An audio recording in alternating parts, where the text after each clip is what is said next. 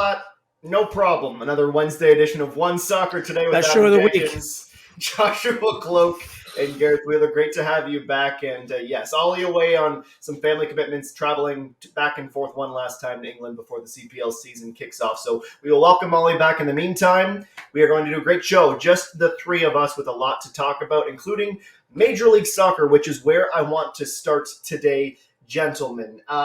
Look, there's been a lot of talk about the likes of Shaquille Marshall-Ruddy and Joshua. It's clearly your new favorite player. You smashed it out of the park the last time we had you on with your hype of JMR and how good he was, named to the MLS Team of the Week. And even earlier in the week, actually, let's circle back to this first because it's a pretty big story and it's a pretty good get for our friend Josh at JJDTV. You'll see him in a lot of the chats we have on OneSoccer Today and our Friday roundtables. He's also got an incredible YouTube channel, and he had a pretty big getting Herculez Gomez on the show, of course, of Football Americas, and they had a lengthy discussion about CONCACAF and Canada's place within it. If you haven't seen it already, strongly recommend you go to his channel, JJDTV. OneSoccer also retweeted it, so you can find the link there. So he said some interesting things, so we're going to get our own take on it with a game of true or false. It's our simplest game, which is a shame that Ollie's not here because he couldn't bicker about these rules. So let's begin with Gomez saying that John Herdman,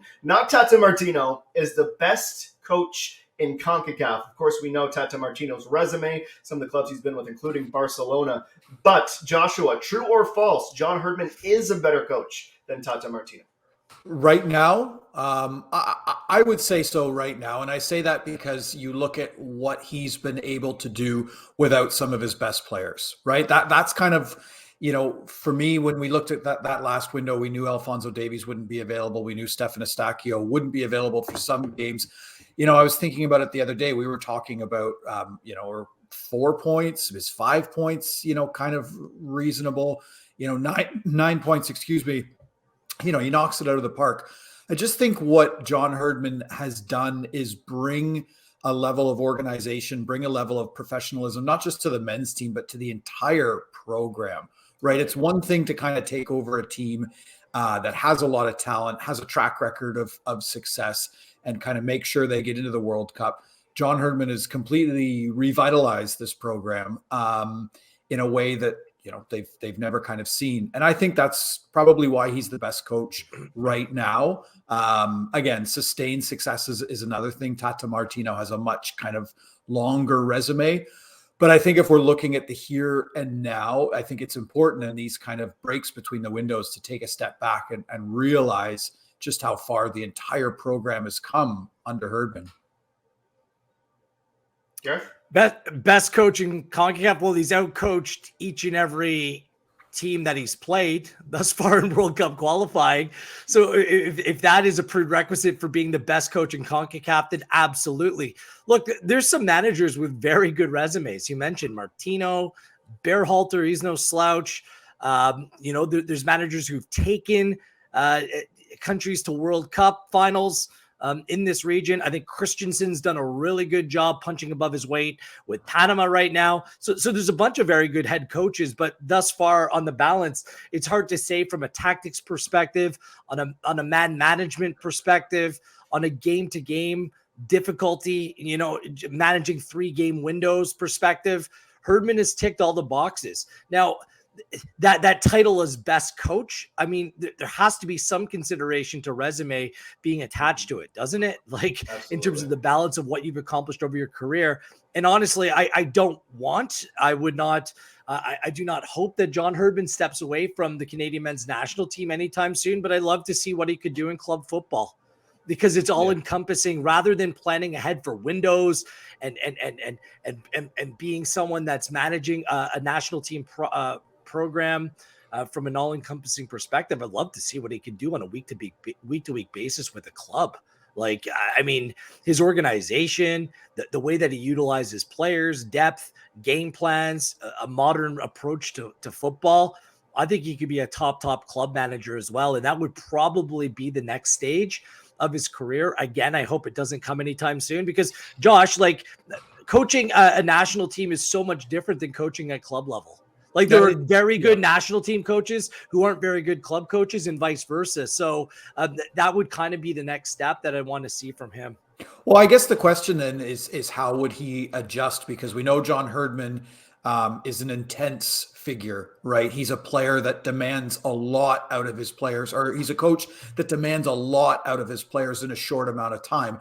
And I think we've all seen those kinds of coaches that are that demanding, that are perfectionists, that are very rousing figures, and that works when you have players come in for week-long windows. How does that work over the course, of an 8-month season? Does that approach start to grate on players? I'm not saying it would have, but I guess I'd be curious what the next step in the evolution of John Herdman, would be. I think as well, if we're talking about him kind of compared to other coaches in CONCACAF, I think we could probably give him the award as the most adventurous coach, right? I think if you look at what he's done with this Canadian team, the Canadian teams of the past, I feel like they very much existed to get draws and just survive, right? And I think back to October, 2019 when he rolls out a box midfield, a 4-2-2-2. Like, this is not something you would have expected any Canadian coach to do. He's been adventurous with his tactics throughout World Cup qualifying. And look, that's important. And you're right, Gareth, that's the kind of thing that could propel him, into that next stage of his career. Because if people are watching, they're saying, boy, I wonder what he could do with my side. Well, yeah, just really quickly, just in terms of the way that he, yes, he is demanding, but the players have bought in, right? Yes. The way that he sets out goals and he empowers the players in leadership roles to then go on and make important decisions. I think it could work. I'm really intrigued to see where this goes long term. If there is to be a move for John after the 2026 World Cup, I'm sure he's got Gareth and Joshua on speed dial already for those glowing references. That was just the first question, and we went on. There's a lot to say about him because he's been fantastic. I will say a quick anecdote. In terms of all the feathers in his cap, if you will, there has not been any Herdman out. You were watching Wheel of Fortune last night, right? Thank you, Wheels, for catching that. Yeah, there has not been any hashtag Herdman out after a match, and undefeated would help it. Let's move on more from the conversation because Herc had a lot of interesting takes, and one of them was how he believed that Canada, in a way, has stolen the Americans' identity, or the Americans of the past identity, and the way they have that great team spirit. They outwork you, and then they capitalize on a couple of very strong difference makers on a foundation of just solid players. True or false, Josh? Is that to say it's a better description of Canada now than any other side, whether it's the Americans or anyone else in CONCACAF?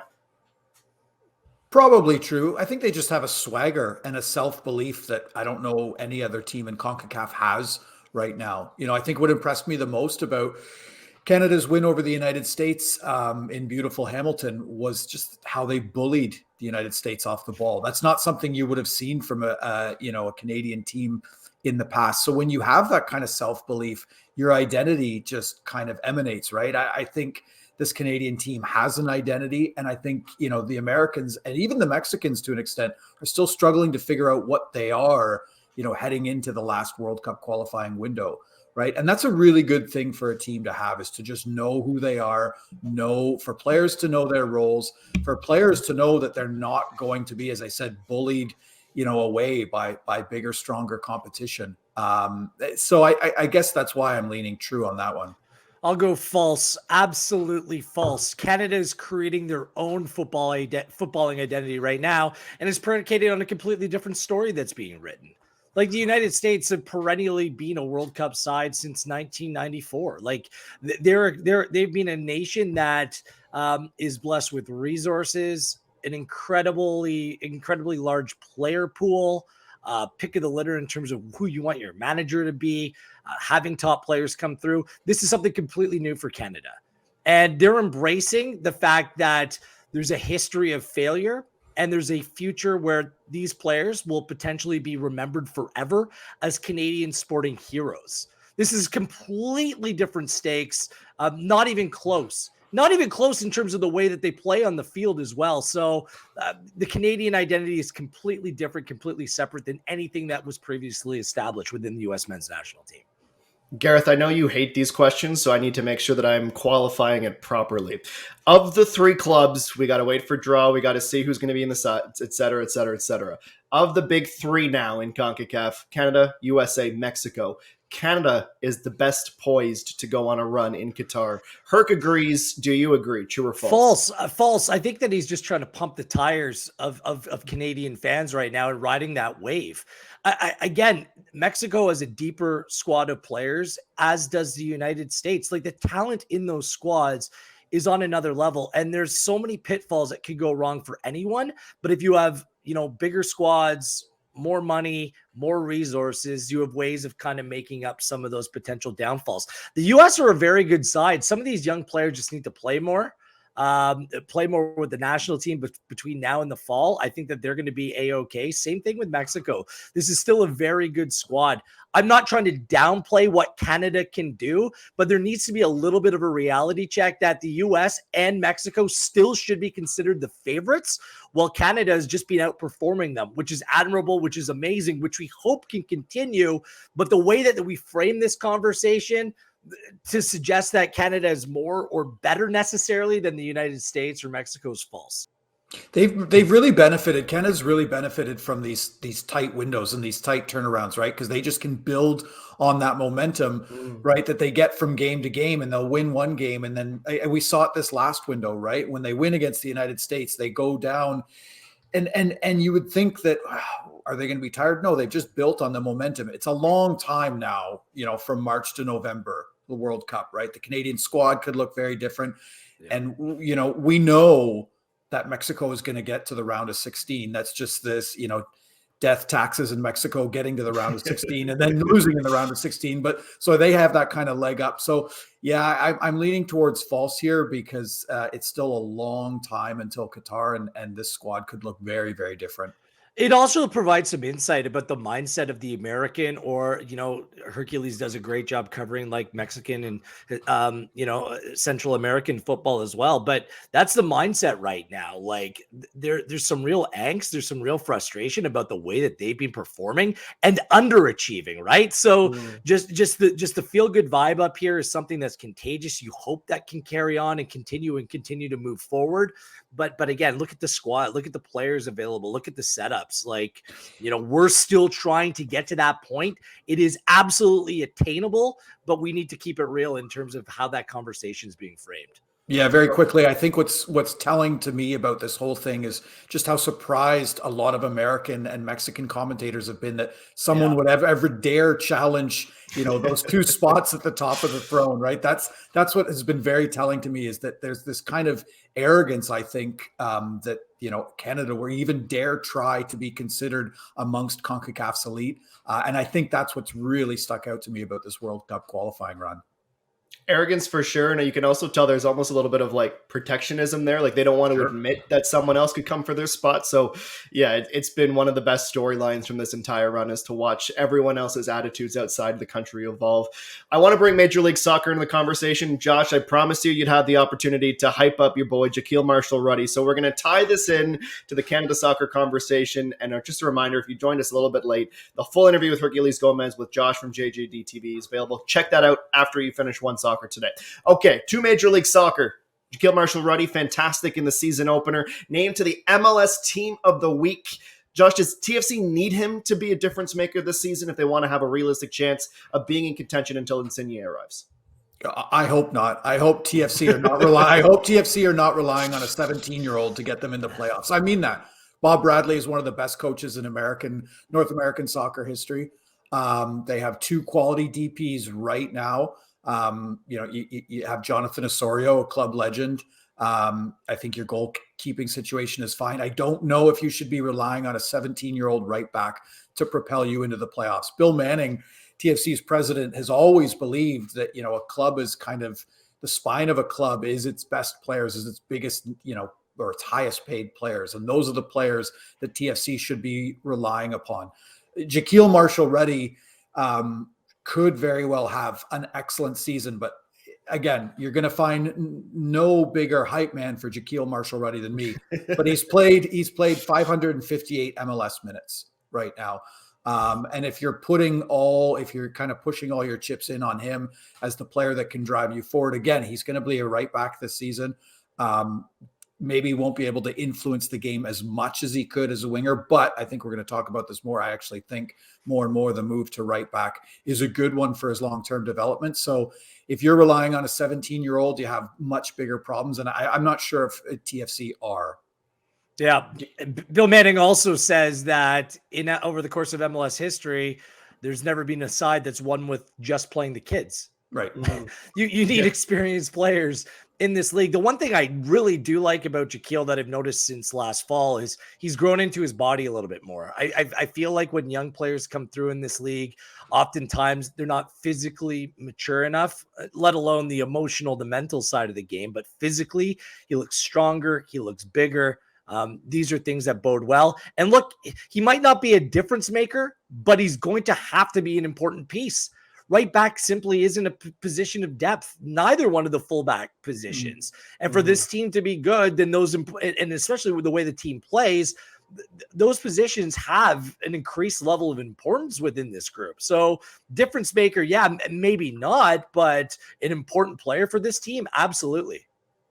We've very much been sort of aligned throughout OneSoccer Today with the idea that this isn't the time for John Herdman to necessarily fully experiment with his teams. They found their success. Don't mess with a good thing. Having said that, and I'll come to Gareth first here, do you think we see Shaquille getting a call from John Herdman sooner than later, maybe as early as this window? Not to play necessarily, but to get him familiar with the setup. And then as Nations League comes through, as friendlies start to happen more and more in the lead up to Qatar, do you envision Shaquille being a big piece of Canada's progression into their first World Cup since '86? Tough to tell, to be honest with you, because, a couple factors. One, there's heir apparents. There's players that have already played important roles in that area of the field under John Herdman. And it is a position of great depth, let's be honest. Yes. For the Canadian men's national team. This might be something that, friendlies in the build-up to the tournament, games this summer, where it might make more sense to bring in a young player and see what they have. And I don't think he's the only one that's kind of being earmarked a player for either the short-term or the long-term future. So a lot depends on how things progress over the coming weeks. I think March might come a little bit too soon. Don't quote me on that because I honestly have no clue what they're thinking. He was at a Canadian men's national team camp last January. So there is some sort of familiarity. And look, I'm kind of against heaping on all kinds of unnecessary pressure on a 17-year-old right now, like a $20 million evaluation that reeks a little bit of Daryl DK for me when Don Garber's coming out and saying 20 million. Well, he's not a $20 million player. We're not sure what Shaquille Marshall-Rutty is going to end up being. We're high on him. He's not Alphonso Davies. He plays in a completely different way. Let's just wait and see what his progress looks like, whether he can establish himself as that important first-team player for Toronto FC before trying to shoo him into the Canadian men's national team or any other side across European football right now. Let's just approach this with a little bit of patience. He's 17 years old. Let's just wait and see how this plays out. Yeah, I'm more inclined to think that it is a good idea to bring him into the March camp with a few stipulations. One, I think you would probably need, if you're John Herdman, you need to have conversations with some players that you might leave out to say that this is maybe done to give you some rest. This is maybe, not necessarily an indictment of the player that's being replaced, right? Two, with the game being in Toronto, I think there would be some familiarity there for Shaquille. It wouldn't be completely overwhelming, so he can play, or he can at least exist with that one game in the stadium that he knows well. And three, I wouldn't expect to play him at all. But if you're someone who's as organized and has the foresight that John Herdman has, why wouldn't you just want to see how he does in the environment, right? Does he cower in training? What does he look like, against far, far better players than he's probably playing on a day-to-day in MLS? It's just an idea. It's just an attempt to kind of say, we see you, we see what you're capable of. And we want you involved in this program long term. I'd be shocked if he gets any minutes whatsoever. There's no need for that. Gareth, you kind of said this. There's no need for that. But is there a need to kind of showcase the player or showcase to the player what is possible if he continues on the trajectory he's on? Absolutely. All right. So, Gareth, You were very wise when you said, let's not put too much pressure on a 17-year-old. Unfortunately for you, this is media, and we don't care about putting too much pressure on 17-year-olds. So I'm going to ask You point don't. blank. You I don't. personally, as a host, I just get to stir the pot and sit back and watch the ingredients come together into a beautiful recipe. These are your contemporaries. You're like, what, 18 years old? That's exactly right. Josh, so let me start with you, since you seem a little bit more inclined to put some of that pressure on. Does Shaquille Marshall-Ruddy have a higher ceiling than Tajon Buchanan? I first of all, I just want to say how proud I am of Wheeler, who's he's looking like a new father every single day. You know, he's couching the pressure. He's saying, let's be careful with these kids. Easy on the kids. You know, as a young dad myself, I love it when new dads kind of figure out their own roles. So good on you, Wheels. This is a big question, and kind of, you know, a little bit of an unnecessary one, but sure I suppose that's the state of the player pool in Canada right now. I think that Shaquille Marshall-Ruddy is going to gain a lot by moving into right back this year, because to be a successful winger at a top European side, you need to be really, really good. And that's probably even selling it short. I don't think Shaquille Marshall-Ruddy is there. And I think the positional versatility that he can gain by moving to right back probably puts that ceiling, higher than it would have been 6 months ago, because he probably has more opportunities to impact the game at right back than he would at winger, where he might just be out of his depth in Europe. He's probably a better player or he's been exposed to more difficult kind of environments than Tajon Buchanan was at Tajon's age.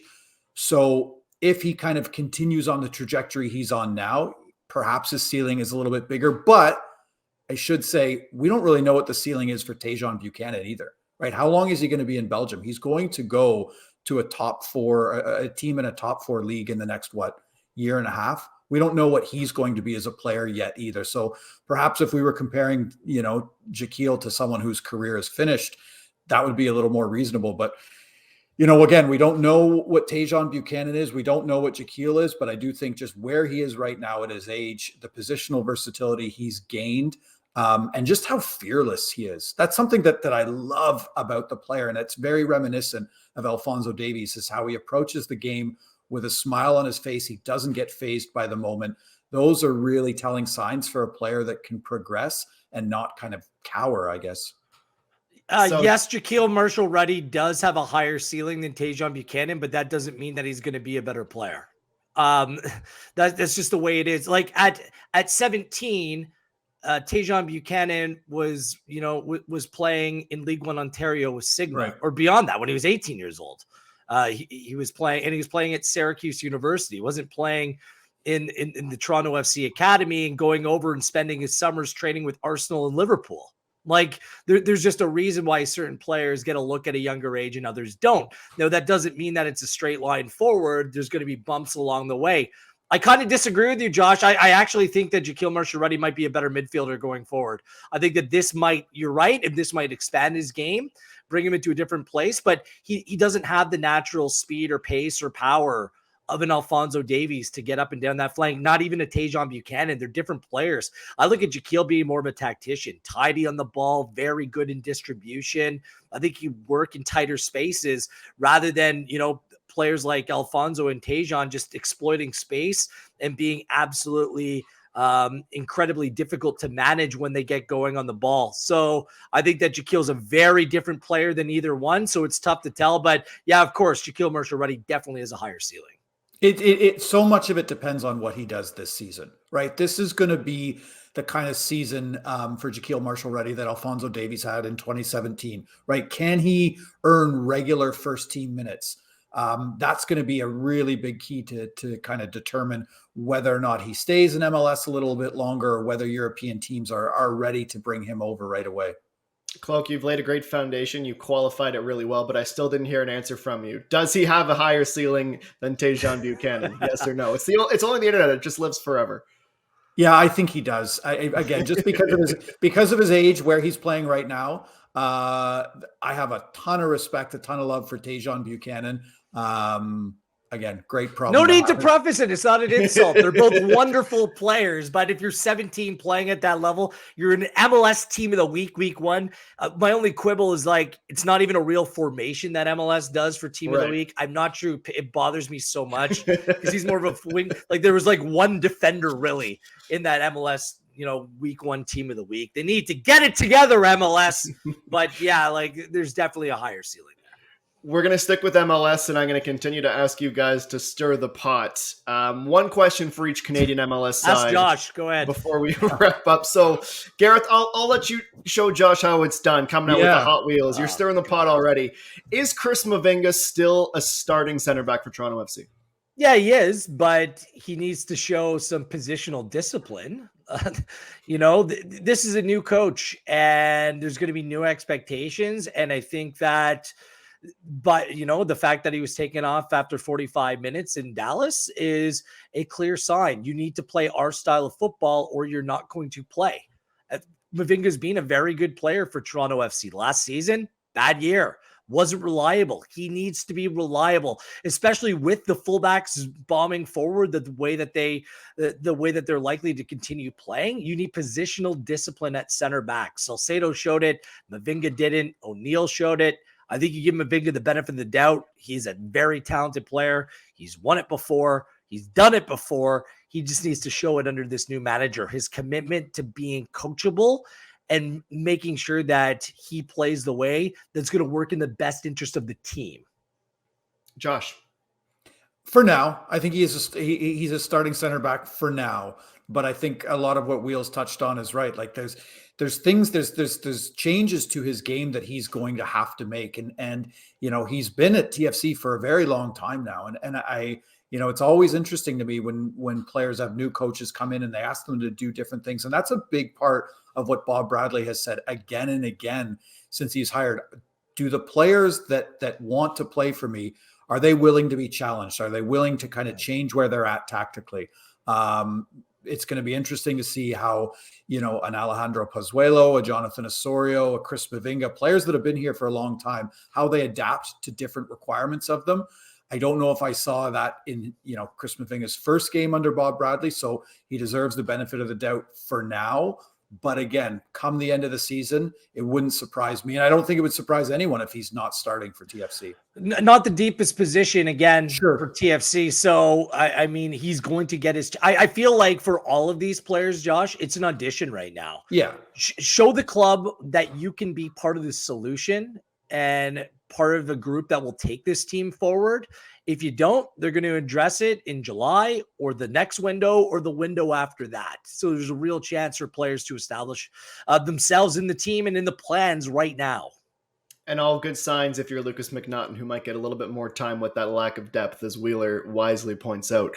On Monday's show, Alex Gange-Ruzik wisely as well pointed out that there's something of a CONCACAF Champions League curse. If you're in the Champions League still, MLS performances can take a bit of a hit. I pointed that out. He laid down the foundation, and then I think you agreed with him, but I could be wrong. This is my recollection. I've had a lot of concussions as a former athlete, so I could be wrong. Having said that, CF Montreal, can they put together and complete a 90-minute performance in their next match at the weekend against Philadelphia, Josh? Maybe and probably not. And I think the reference point here for me is Greg Vanney back in 2018, in the spring of 2018, literally coming out and saying that he will prioritize playing his best players in the Champions League as opposed to MLS. There was a run of 3 or 4 MLS games where they were trotting out basically a TFC2 lineup, and I don't think anyone in the club minded. They were going all in on Champions League, right? 4 days before Montreal's season opener, they have a really emotional win against Santos Laguna. And then 4 days after the game against Philadelphia, they're going to go down to Azteca. So to put in a 90-minute performance, you're going to have to, if you're Montreal, you're going to have to decide who is in on this team and who's maybe out for Champions League games, right? Because it's very easy for players, I think, to get pulled in different directions, to kind of look a little bit ahead and say, this massive game, this massive opportunity for me in Azteca, and then kind of look past the game in front of you. As much as players say that doesn't happen, I think it does. How could it not? So I think it's going to be kind of deciding who's in, who's out, and then just being able to focus on the task at hand with the players that are selected for Philadelphia. I absolutely think they can. One, they're playing on the carpet inside the Big O. Difficult for opposing away sides to come in and play there. Wilfred Nancy has already shown rotation in his squad, whether it be Camacho coming out, Chouanier coming out, Lapalainen coming out, Kona or Zuhir, Torres came out. Like, this is a deep team. And I have no reason to believe, like, Philadelphia is a good side that's coming into play, but the conditions set up well for Montreal playing at home here. I think what will be a much bigger challenge is going to the Azteca and playing Cruz Azul.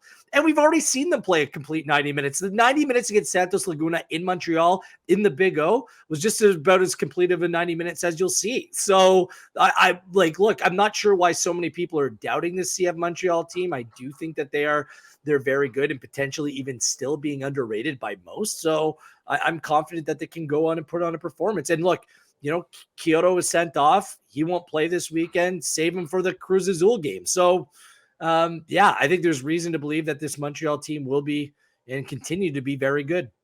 Just very, very quickly, I think that Montreal team deserves praise for their jerseys. Those are I love them. Some of the best in MLS. In a Adam's a hater. Hate. In a league that really struggles with creativity, Toronto FC's away jersey is Exhibit A. I love Montreal's light kit. It's a ripoff of Arsenal, just with blue. They're both bad, Josh. They're both bad kits. I don't have to. We could do a full 30 minutes. Believe me, Cloak, about kits in the MLS. There's some good ones. There's some bad ones. Well, neither is as good as Vancouver's. That might be the best kit in MLS. The blue that hoop is absolutely stunning. It's so good. But listen, not if you stink while wearing it on the field. So. Oh dear. Well, that's actually the last question of the show that I want to ask, Gareth. We've been doing a lot of yes or no, trues or false up to this. True or falses, I should say. What happens if Vancouver lays another egg in their next match, another lopsided defeat? Does the pressure already get cranked up to 10 in Vanni Sartini's world if that happens, Wills? Nothing happens. They made their choice. They had the option to go in any direction that they wanted to go with their head coach, and they kept the same guy.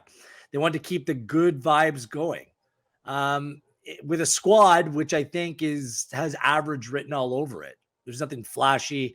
There's nothing really, truly exciting about it. They just need to get down and, Godoy, Youngworth, these players need to be in the team in order to stabilize things. They need to get back to their identity of playing on the counterattack. I think teams have probably had some time to figure them out a little bit more. They had an advantageous home schedule to end last season, and full credit to them. They went on a run and created some good vibes around that club that desperately needed it. Nothing will change. If this continues throughout the season, I believe that Sartini signed a 2-year contract. When I saw that, that's not typically how things are done. It's usually a longer term contract. If you're actually very, you're properly convinced that this is the way that you need to go forward. Someone can correct me on that if I'm wrong on that, but yeah, nothing right now is going to be, we're still in the very early stages. I think they're going to be much better than they were, by the way, on the weekend. I just don't think they're going to be great when all said and done in Major League Soccer. I don't think this is a playoff team this year. I did think they were one last year, but I think it's going to be a lot more difficult for this team. Okay, Josh, Gareth isn't on Sartini out if they lose. Where do you lie here? No, nothing should happen. Nothing should happen. It's game 2. And listen, Sartini bought a lot of goodwill last season, and rightfully so. Yes, you don't want to be that team that panics and threatens to turn over coaches year after year after year. You have to allow time for coaches to kind of implement their systems, put their plans in place. Turning things over. I can't believe we're even talking about this. They could become the Watford of Major League Soccer. They change a manager every month. That would be outstanding. There you go. But sure that also requires signing checks, which I don't think that Vancouver necessarily wants to do. I'm not going to leave the show on any other note than that one. Josh, Gareth, thank you very much. Back tomorrow. Someone suggested Ben Foster should join Vancouver. He'd go from Watford to Watford. I don't. Anyways, The joys of the Friday Roundtable, which is coming up. Maybe we'll have a Kit controversy discussion on that show. So we'll look forward to seeing you. We'll all look forward to seeing you on Friday, but we are back again tomorrow. Like the video if you liked it, comment it. Do you agree? Do you disagree with our takes? And get your questions in already. We take them all week long, and we will see you tomorrow for OneSoccer Today. Josh, Gareth, thank you. Best show of the week. Haha.